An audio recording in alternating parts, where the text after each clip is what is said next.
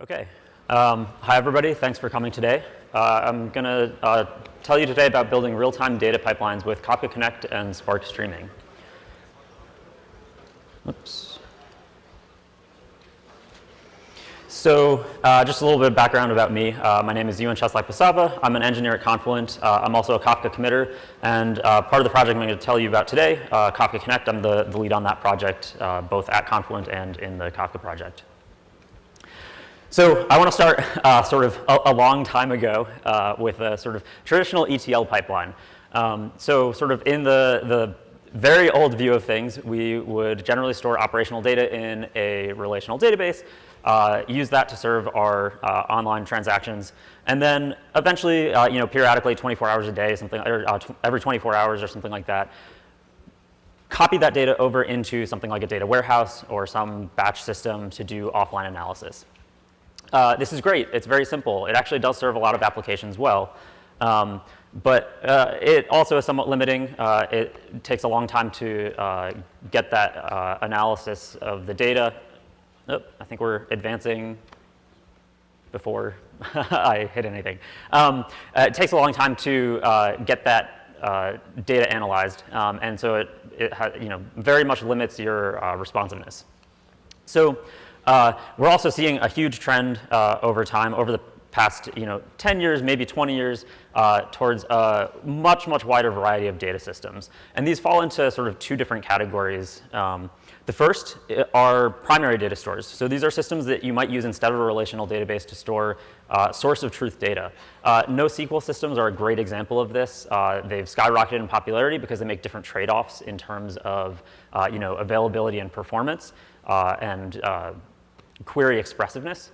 And what this results in is that there are a lot more sources of data. So all of that data we're probably also going to eventually want in our data warehouse, which means we have to copy that data eventually into the data warehouse. The second type of system are secondary indexes, secondary data stores and indexes. And so a good example of this is something like Elasticsearch. This is something where you can use these as primary data sources, but oftentimes what you're trying to get out of it is taking existing data, maybe modifying it a bit, and then putting it into these indexes to perform specialized queries. Something like text-based queries, graph databases are another example of this. This category results in a lot more destinations for data. Instead of having our primary data stored in one location and maybe it ends up in a data warehouse, instead now we have it ending up in multiple destination data stores. Along with all of this is this trend towards real time. All of this data needs to be moved between these systems continuously at low latency. We often need data into something like Elasticsearch in order to almost immediately serve queries off of it. That shift towards real time has also brought along with it the rise of stream processing.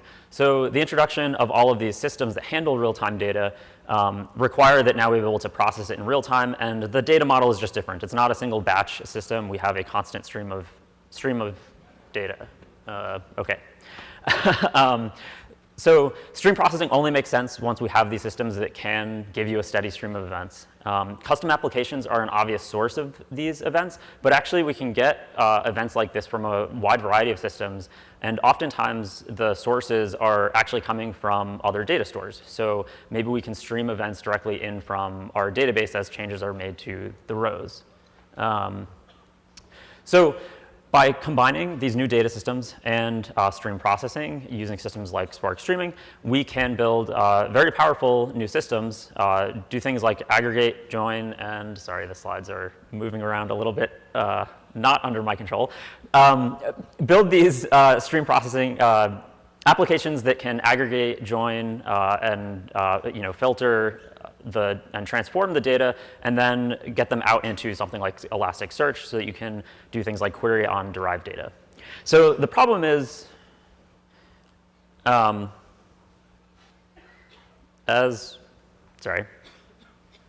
just gonna wait to sort out. Okay, so the problem is as we build up these large complex data pipelines, as we're adding all of these new systems, we're adding new ways to query and process the data, we end up with sort of a big mess of a data pipeline. The old picture was nice and simple. This new picture is a lot more complicated. So all of these systems are required. We can't really get rid of them. But the real problem is that each of the lines between these systems, we're often tackling this process of getting data from one system into another system in an ad hoc fashion. So we often build individual tools for each of the sort of lines that appear on that graph. And so this mess actually has a pretty huge impact on productivity and agility. Once you get past just a couple of systems, adding any new system is going to have an impact downstream. And as you can see, if you change something, say the data format in your web app way at the top, that trickles down to literally everything below it. Keeping track of this and making sure that you can safely make changes in that web app and have them not affect everything downstream is actually quite difficult. This often ends up requiring coordination across a large number of teams. You have to talk to all of those other teams to make sure that any changes are safe. It also means that we often need to deal with code across a number of these repositories as well. Sorry, can we scroll the notes down?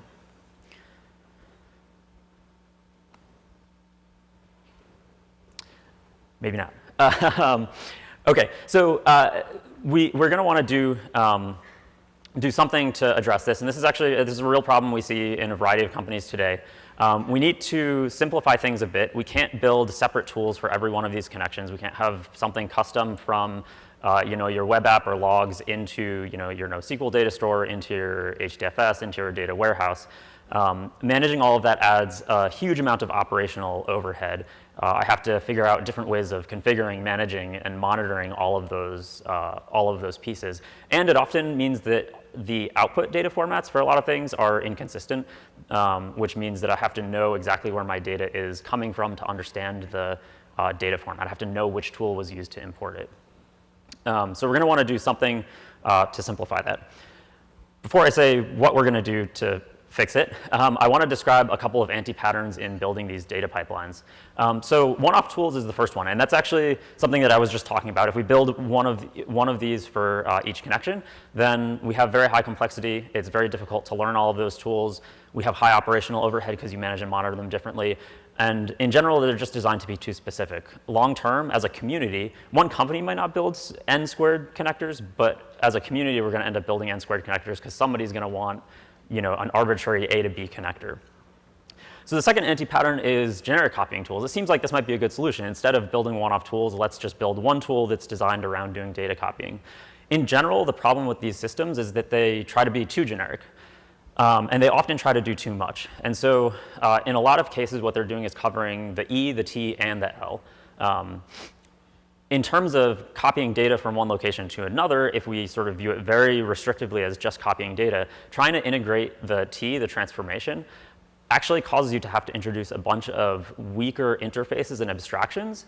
And this makes it difficult and or impossible to make guarantees even when you're connecting two systems that might be able to provide those strong guarantees. So there's a lot of discussion around at least once, at most once, exactly once delivery. These are guarantees that are hard to make if you introduce the wrong abstractions.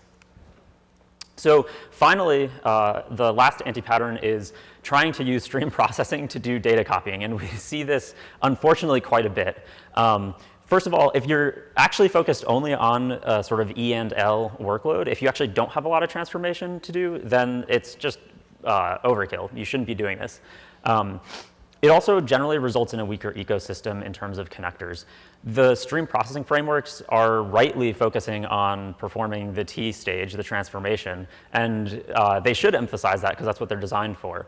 And then sort of as a result of this, if you try and leverage the interfaces, as we heard in the last talk, that these systems provide for pulling data in and sending data out to build connectors for every system that you can think of, you end up with these weaker interfaces trying to sort of catch all, and they don't provide the semantics necessary.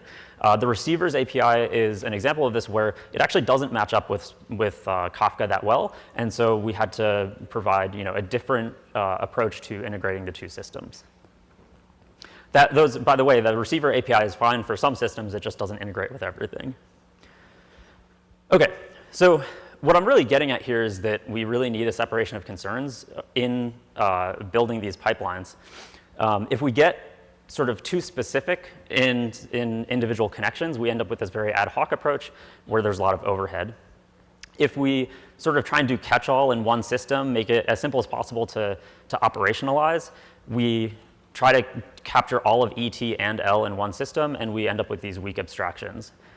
They can't provide many guarantees. They become overly complex. You have to learn a lot of concepts just to deploy something simple that copies data from one system to another. So what can we do to address this? The ET and L actually suggest where we should break things down. We're just not doing a good job of it today. So today I want to talk about Kafka Connect, which is a large-scale streaming data import and export tool.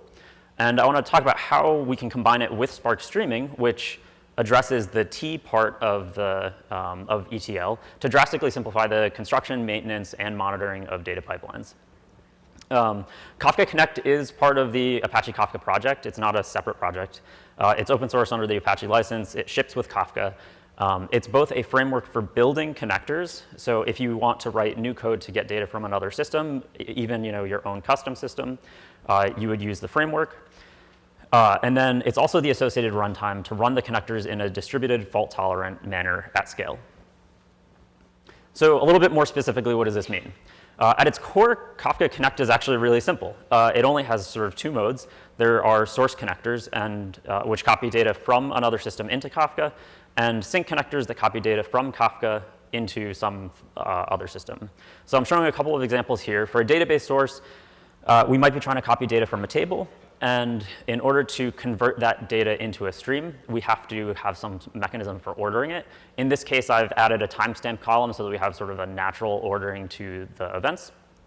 By having that order, we can generate a stream, which then naturally we can send into Kafka.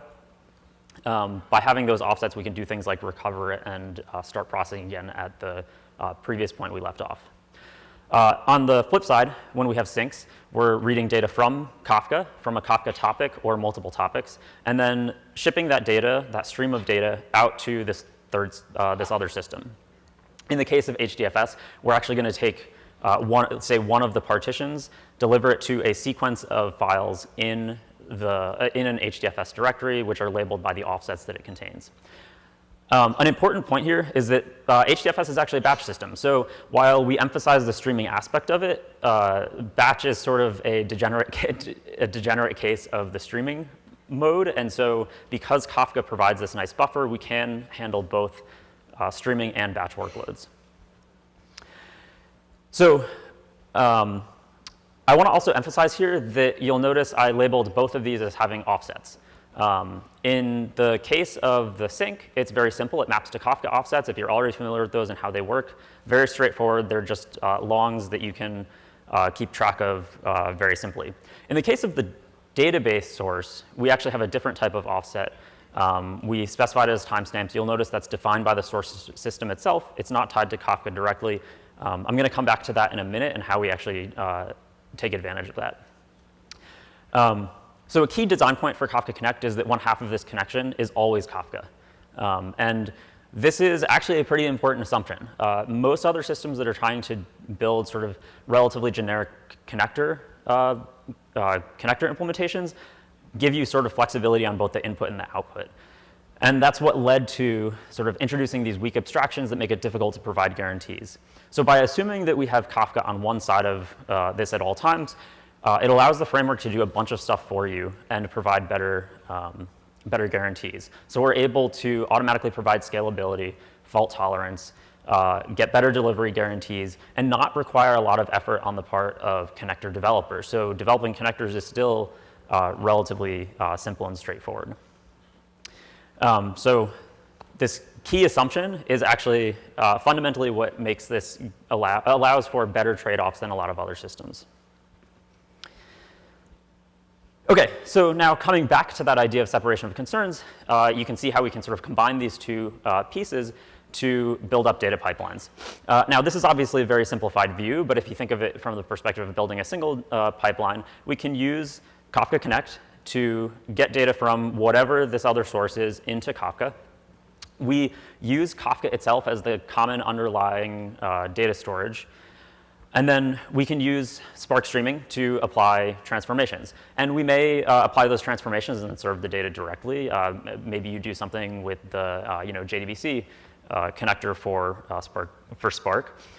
Or we can pipe that data, the derived data set, back into Kafka itself and just store it as another output data set.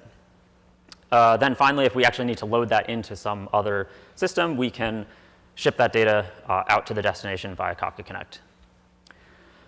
So with this sort of combination, we can build up pipelines using only a couple of tools. Obviously, there are other connectors involved here, so it's custom, there's some custom configuration per connector, and then there's custom code involved in your Spark streaming job, and then there's custom configuration required on the sync connector.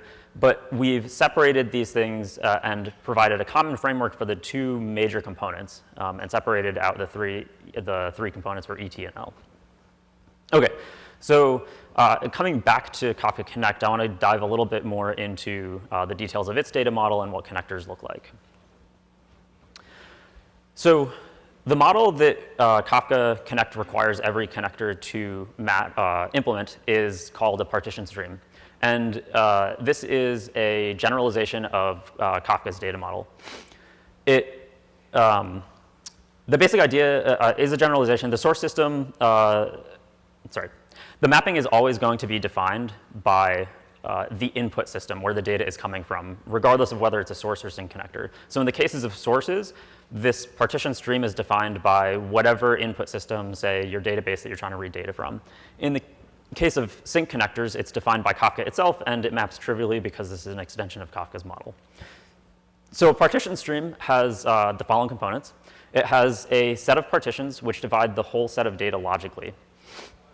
Each of those partitions contains an ordered sequence of events or messages or whatever you prefer calling them.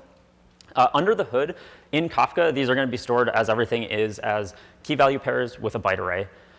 But Kafka Connect requires that they can also be converted to a generic data API. So Kafka Connect includes information about schemas. It deserializes the data, and it provides an abstraction for that so that connectors can be written in a serialization format agnostic way. And then finally, each of those events or messages also has a unique offset representing its position in the partition. Since the mapping is determined by the input system, these offsets are going to be meaningful to that system. So as I showed before, we had the timestamp in the database. So to be a little bit more concrete, here's an example. I started out with this example of copying a table from a database.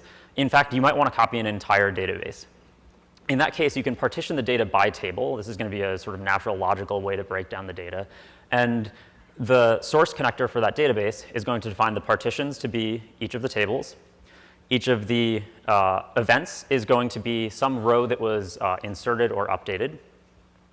And then the offsets are going to be something that's meaningful in terms of those tables to determine what data has been processed and what data hasn't. And so in this case, I label them as IDs. So maybe we have auto-incrementing primary keys. That's one way to handle that. Timestamps are another way. You can actually also make these pretty much arbitrarily complex. So if you need to combine a timestamp and an ID, you can use that as your offset as well. So what you can see here is that there isn't actually a stream for each table in the database. It doesn't exist anywhere in the system. But by mapping the source data into this model, we can construct sort of this partition stream, which gives us a couple of benefits. The properties that we want from this model are, first, we have a built-in concept of parallelism. This is something that you won't see in a lot of data copying systems. They sort of focus on single point-to-point connections. This is a requirement for automatically providing scalable data copying. Second, this model encourages making copying broad by default. What we want to do is make it as easy as possible for people to take an entire database or all of their logs and get all of them into Kafka at once, and then combine them all through a Spark streaming job. So partitioning provides a natural way to encourage copying as much data as possible. Then finally, offsets provide an easy way to track which data has been processed and which still needs to be copied. In some cases, this mapping is not going to be trivial. Like in the database case, it's not obvious how you map into a stream. However, a bit of effort in creating this mapping ends up paying off by having this common framework that we're going to be able to use to implement tracking of offsets, of which data has been processed. Okay, so that's a data model, but it doesn't say anything about how we actually copy the data. The next concept I want to introduce are tasks. The partition stream is a logical model, and you could imagine taking each of those partitions and directly copying them, but this won't actually work out well in practice. There are some cases where that won't scale well. For example, if you define each metric that you're trying to import into Kafka as a separate partition, you're going to have tens of thousands, hundreds of thousands of partitions. So tasks provide a level of parallelism that is tied directly to actual threads that are running in your cluster. So it's the responsibility of the connector to divide partitions among tasks. The tasks are then spun up with the relevant config and start copying data. That implementation is almost entirely up to the connector itself. It's responsible for saying, I need these partitions, grab the data, format it in the right way, then pass it off to the framework. Okay, so now we have some concept of threads, but where are we going to execute them? So Kafka Connect supports 2 execution models. The first is a standalone mode, or agent mode, some people call this. This is great because it's a single process. It runs on a single machine. It uses local files for configuration, for storing offsets. It's really easy to get started, really easy to configure, and it scales down really well. It's great for local testing. It's a lot like Spark's local mode, where it's great for development. It's also good for connectors that you actually only want to run on a single node. So here I've shown an example with logs. You need to be on the node to collect the log. So you might as well be running locally as a single process. The other mode that's useful, of course, is distributed mode. And this can scale up while providing distribution and fault tolerance. It provides elasticity. Tasks are automatically balanced across the workers. Also, connectors, which are responsible for monitoring those input partitions. And workers can just sort of join this group and things work out automatically. We don't care how you run these processes. You can run them under Mesos, Yarn, Kubernetes, whatever or just manage them manually, whatever your preferred approach is. So, if a worker does die, we do handle automatically rebalancing. This will respond to node failures. It'll work fine if that node comes back up and rejoins the group. Tasks are auto-balanced, easy elasticity. You don't have to do anything. Just sort of a nice implementation note. This actually reuses a bunch of functionality that was already in Kafka. So if you're familiar with consumer groups, this idea of mapping some set of tasks that need to be performed across multiple workers looks a lot like assigning partitions to consumers. We generalize that functionality. This is actually something that's available in Kafka today. I'd highly encourage taking a look at it. It's pretty cool what you can accomplish with it with very little implementation work. So actually, most of the distributed stuff we got for free from existing primitives in Kafka. So the impact of this is that now you can run this cluster.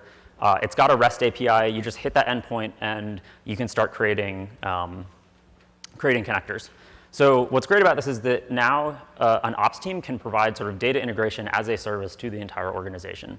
They manage this one cluster of Kafka Connect, one cluster for Spark streaming, and users, or developers in this case, just submit jobs to both in order to get the processing going. So I submit a job to the Connect cluster, starts copying data into Kafka from some source system, submit a job to the Spark cluster in order to get a Spark streaming job running that performs transformations, aggregations, and joins, submit another one to the Kafka Connect cluster in order to copy the data out into, say, HDFS. It's great for developers because it's zero coding on the Connect side, and they just submit a job and it's going. You can also obviously easily set up test clusters. It makes it really easy for experimentation. On the Spark side, they can leverage high-level tools like data frames and SQL in order to do this processing. And as a side benefit, standardizing on Kafka as a standard storage layer encourages the reuse of both raw and transformed data. So oftentimes this data is useful to multiple people, and in order to keep that original picture that I showed of the data pipeline sane, you want to be able to reuse the data as much as possible and keep the number of data sets low. Confluent also provides some additional tools around this that will help you sort of keep your sanity when building up pipelines of that scale. For example, we have a schema registry that controls the format of data in each topic and helps guarantee compatibility of data over time so that downstream consumers of that data can rely on the data format. We have a bunch of tools around that, and they integrate well with Kafka Connect as well. On the ops side, this actually drastically simplifies operationalization as well because you have one tool that the ops team is managing, one service to maintain, common metrics, common monitoring, agnostic to your choice of process and cluster management. There's just a lot less to worry about here than the hundreds of tools you might have picked up otherwise. I do want to spend a minute talking about delivery guarantees. This is sort of an ongoing hot topic.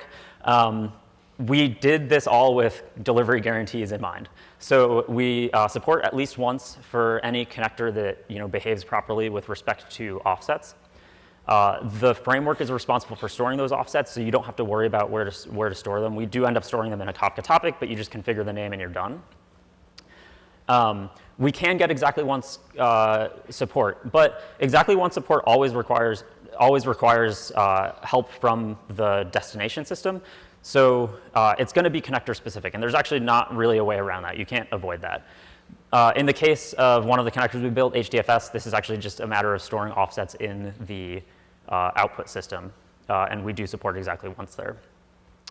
You can do things like at most once. It's not as commonly needed. It just requires swapping the write and commit.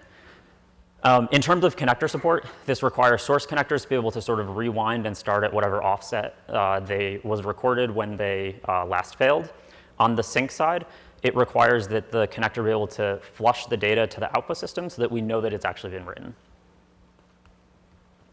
Okay, so in terms of details on integrating with Spark Streaming, the last talk actually covered some of this stuff really well. I'm going to go over it briefly. I very, very highly recommend using the direct Kafka Streams integration.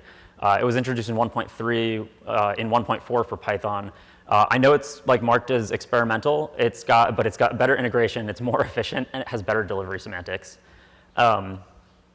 This is actually a great example of where the impedance mismatch of APIs caused some problems. The receiver API is not a great fit for Kafka, and so that caused a lot of problems. We needed to evolve that a bit before the integration was a lot smoother. On the output side, you obviously need to be able to write back to Kafka.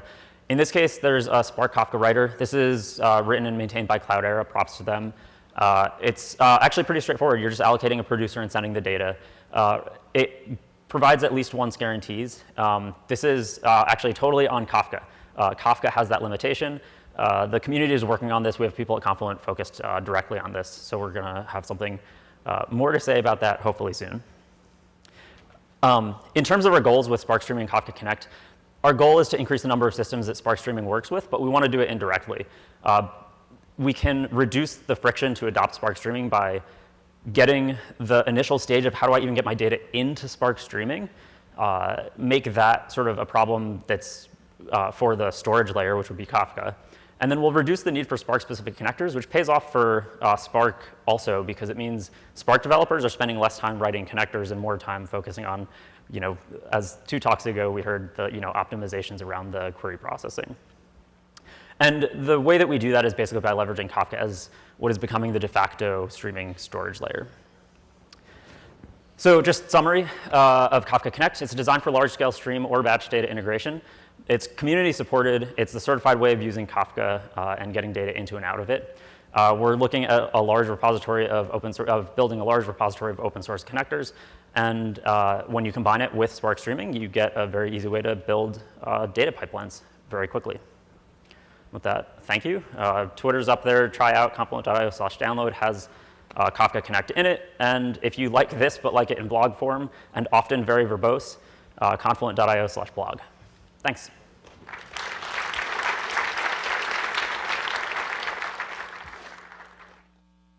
Turn on this mic here, please. There we go. If you have any questions, just raise your hand. I'm going to run down to you so you can ask them the questions. We've got about 5 minutes, okay? Any questions, anybody? I'll also hang out. Go ahead. I'll also hang out after the session, so if we run out of time. Cool. Sorry, I saw somebody here. Yes, here. Sorry. Go ahead. Hey, so Spark also has lots of connectors to various data sources, and we touched on this towards the end. So kind of, I guess, could you just recap what's the value proposition? Yeah. Why should we move that job of having connectors from Spark to Kafka? Yeah, so part of the important point here is that I guess it depends on whether you view Spark as having storage or not in terms of the caching of RDDs and the persistence. Kafka is a great storage system for streaming data, and so what we want to do is separate out the issues in terms of designing the API that gets data into and out of a system like that from the issues of the streaming APIs that apply transformations. So the value proposition here is that the APIs are in Spark, even though they're evolving. So we're getting looking at developing. They're looking at developing new APIs for beyond the receiver APIs. That may improve the situation, but part of the thing the APIs tend to have to be specialized for different types of systems. So the receiver API expects a certain type of system. Kafka doesn't match well with that, but Kafka is extremely popular.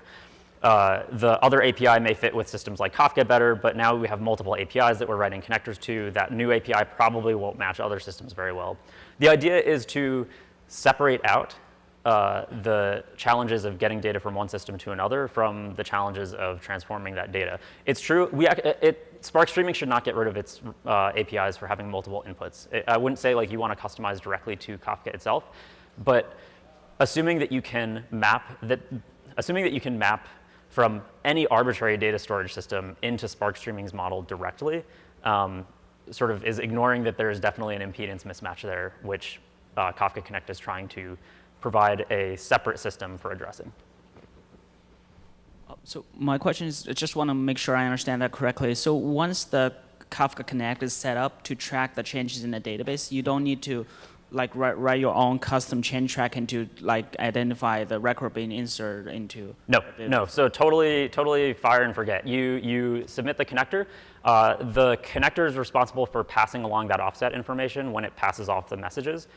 The framework takes care of recording all of it. It's handled simply in a Kafka topic. This is actually internally now how Kafka implements its own offset tracking process. So instead of storing in Zookeeper, it now stores in a Kafka topic. We deal with the serialization. You don't have to worry about that for the offsets.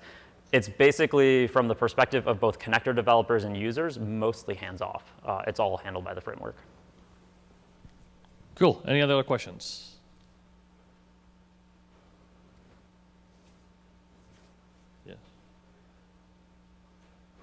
Oh, there we go. Sorry.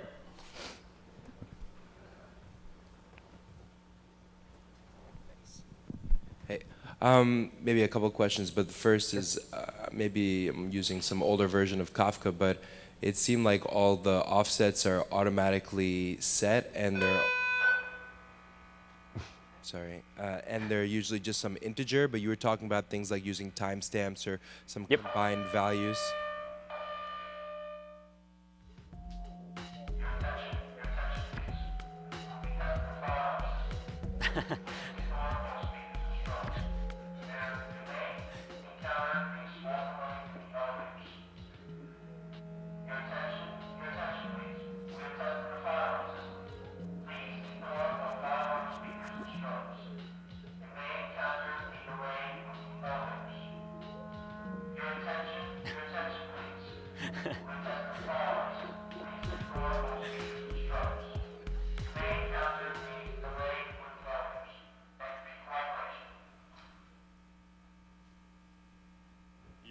Go ahead.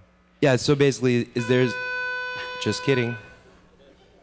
Yeah, so is there some new way that Kafka is storing offsets, or is Kafka Connect having some special way for assigning offsets? That's a great question. So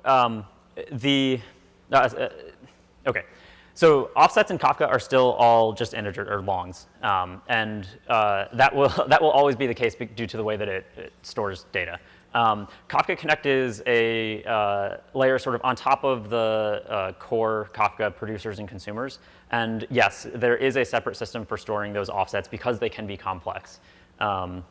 They could, they might be like a struct that includes multiple fields. It might be like a transaction ID from a database or something like that. Those, there's another class on top, like internally, the implementation is just another class that implements the storage of that into a Kafka topic. But it's an internal implementation detail of the Kafka Connect framework. Cool, yeah. And then the other question, when you're talking about separating tasks or threads and assigning partitions to the different tables or different pieces of your data stores. How challenging or how obvious is it for that to implement? Do you guys have some pretty good guidelines on things like that? Yeah, so it's tricky because it varies a lot from system to system and even how you're copying data. So for example, if you have an existing partitioned data store, then it's sort of trivial. You might even be able to read off transaction logs from each of the partitions or shards, and it's like obvious what you do. In other cases, it's not obvious at all. So for example, if you're reading off of a database transaction log, you actually only have one partition. That said, that may be the way you want to copy data, and maybe you're just limited to one partition. There are other options that you can actually split that partition up and read the transaction log multiple times and pick out changes for different tables or something like that. So it's, honestly, it's a connector-specific issue, and it's really hard to give sort of general advice on it. If you have questions about a specific connector, I am more than happy to offer guidance about how to best map to the model. The most important thing is make sure that unless you absolutely have to, unless you absolutely have to have one partition, make sure you have the ability to have like a reasonable number of partitions, or else you don't get scale. Okay, that's it. We're on shutdown time, so. Thanks very much, everybody.